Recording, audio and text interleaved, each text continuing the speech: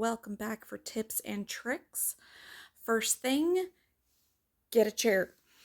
I work full time at a bakery on my feet 8 hours a day, and I am not standing to do my fun craft. So get a lovely chair, preferably on wheels, and move your loom down to the lowest peg. I've got a few options.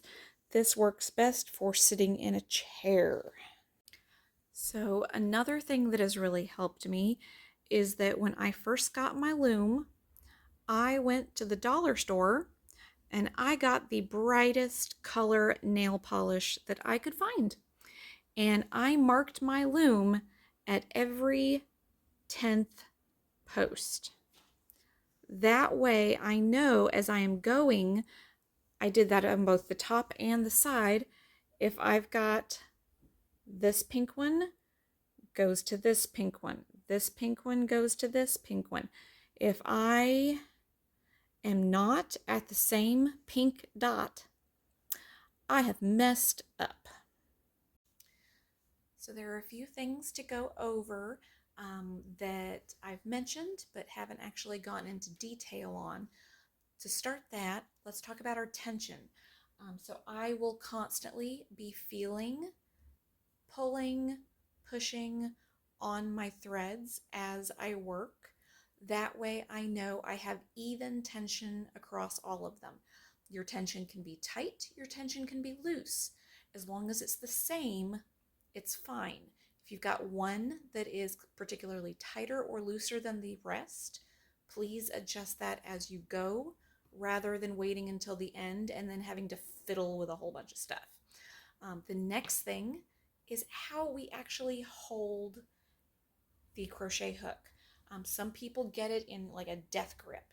It needs to be loose. It needs to wiggle back and forth so that you can pick up threads as you go. If you hold your hand out, hook the end around your pinky, and then clasp it, that lets you use your wrist to actually pick up threads much easier than if you just hold it in a fist.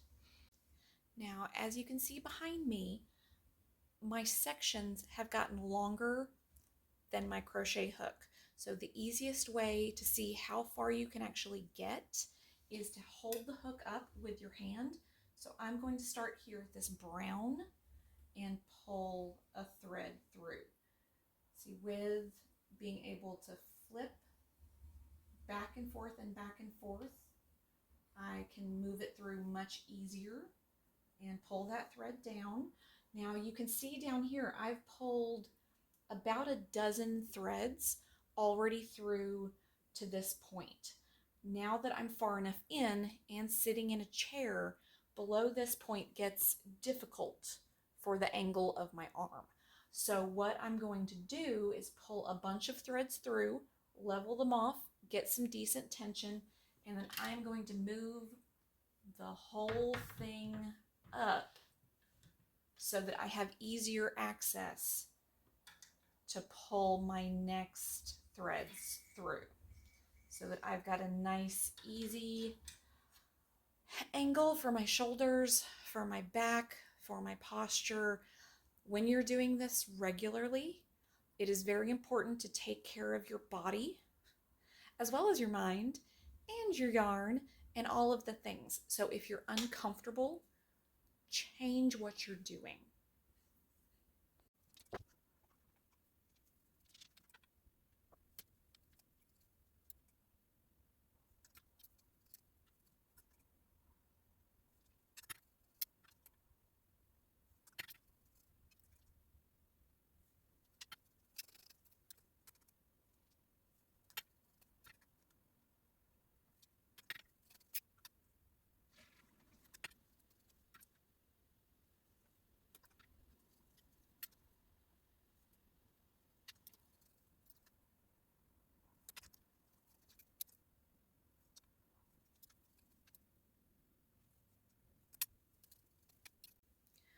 So I hope you can see that now that I've pulled that section through, I've got some weirdness here at the bottom and here where my break was that has my threads pulled a little one way or the other. Now I'm going to tie all of my knots and it should adjust things a little bit, but this is why I don't just do the entire top section, then come down and do the entire middle section and then the bottom section, because if you do too many threads that way at once, your tension gets too far off. You're going to have to go back and adjust more than is necessary, but doing the sections does save some time, save your back a little bit, save some energy, but doing it too much makes you work harder at the end. So keep that in mind.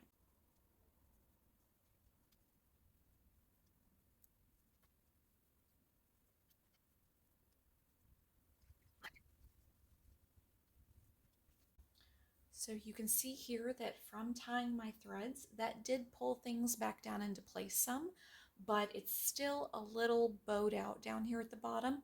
Now, what I'm gonna do is I'm gonna count 6 threads out, and that should be about the edge of this bar here. That's the edge of the loom.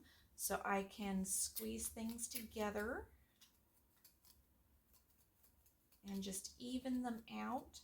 But I know that if I've got that 6th thread on the edge, then I'm in about the right spacing.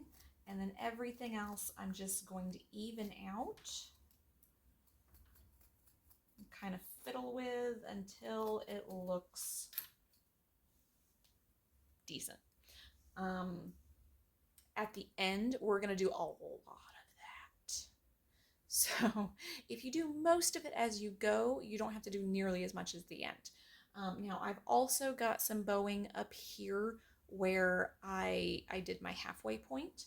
So I'm going to go in and just, if you look at your top edge to your bottom edge, you've got a decent line, and I just try to pick one